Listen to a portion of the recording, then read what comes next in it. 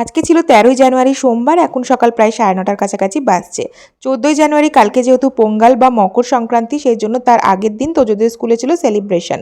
এখানে স্কুলটাকেও সুন্দর করে সাজিয়েছিল, রঙ্গোলি দিয়েছিল আর সমস্ত বাচ্চাদের বলা ছিল এথনিক পরে যেতে, সেই জন্য তোজোকে পায়জামা পাঞ্জাবি পরে রেডি করে দিয়েছিলাম। কালকের সন্ধ্যাবেলা থেকে আমার শরীরটা বেশ খারাপ লাগছে, জ্বর জ্বর, মাথা ধরে আছে, নাকটা বন্ধ।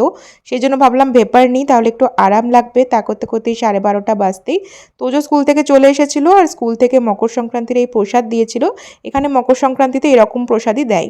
আজকে রান্নায় হয়েছিল পাবদা মাছের ঝাল আর তার সাথে গরম গরম ধনেপাতার বড়া ভাজা হয়েছিল। যে কোনো এই বড়া ভাজাগুলো যখন গরম গরম ভাজা হচ্ছে তখনই বেশি টেস্টি লাগে, পরে ঠান্ডা হয়ে গেলে টেস্টটা কিন্তু অনেক কমে যায়। আজকে শরীরটা যেহেতু একদমই দিচ্ছিল না, এনার্জি লাগছিল না, দুপুরবেলায় খাওয়া দাওয়া করে ঘুমিয়ে পড়েছিলাম। এখন সন্ধ্যে প্রায় 6:30টার কাছাকাছি বাজছে আর মণিমারা হচ্ছে কালকে বাড়ি চলে যাচ্ছে রামপুরহাট।